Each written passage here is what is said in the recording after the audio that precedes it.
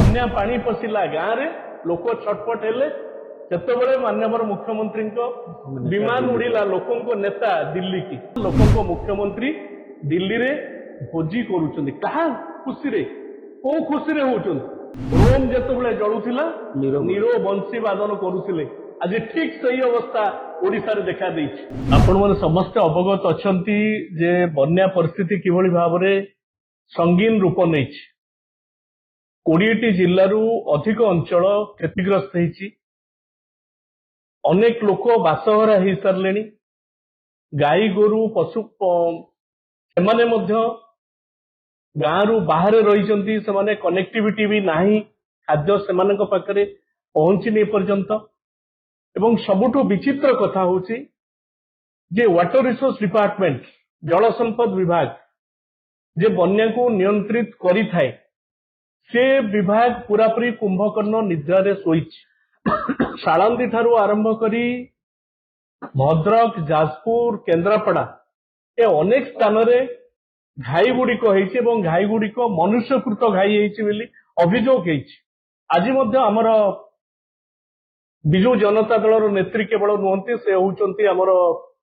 विधानसभा वरिष्ठ PSC chairman से मध्य आज अभियोग करिसंती जे जंत्री जोगु जल संपद विभाग जे घाई होती जाजपुर जिले में जहा फल अनेक लोक बासहरा होती। एभली जेतेबेले संगीन परिस्थिति सारा ओडिसा रे देखा देइछि बन्या रे उबुटुबु होउचंती साधारण जनता जेतेबेले आतंकित होई पड़िचंती से समय सबुठु दुख एवं आश्चर्यर कथा जे लोकंक नेता बोलौथिबा लोकंक सरकार रो मुखिया माननीय मुख्यमंत्री जी कि जल संपद विभाग दायित्व रे अछंती। केवल जल संपद विभाग न सारा ओडिसा लोकंक दायित्व रे जे अछंती सबुबले डिमडिम पड़ुछन आमे होछु लोकंक नेता लोकंक सरकार चली से वर्तमान दिल्ली रे अछंती। बन्या पानी पशिला गाँव रे लोक छटपट हेले सेतबेले माननीय मुख्यमंत्री विमान उड़िला लोकंक नेता दिल्ली की दिल्ली रे कोन करूचंती प्रथम दिन जड़े सांसदों घरे भोजी हेला से भोजी रे को माने जो माने बन्या परिस्थिति देखिबा कथा लोकों सांसद लोक मैंने जो मान पठेइथिले जे दिल्ली दरबार को लोकों समस्या बुझिबा पई बन्या समय से सेठी अटकई तांकू नैश भोजी दियागला जड़े ओडिसा जड़े सांसदों घरे आउ कोठी हेला आज आपण टेलीविजन रे देखि पारुथिबे दिल्ली रो सबुठु दामिका होटल अशोका होटल रे कन्वेंशन हॉल रे माननीय मुख्यमंत्री भोजी देले नैश भोजी देले सांसद मानकू सेठी एठी किंतु लोक बन्या रे पड़िकी छटपट होउचंती। 2 दिन जाक सेइथिरे चलीगला आपण देखंतु 4 दिनिया गस्त एठी लोक छटपट होउचंती किंतु लोकों नेता लोकों मुख्यमंत्री दिल्ली रे भोजी करूचंती कहा खुशी रे को खुशी रे होउचंती से कथा मध्य गणमाध्यम पचारुछि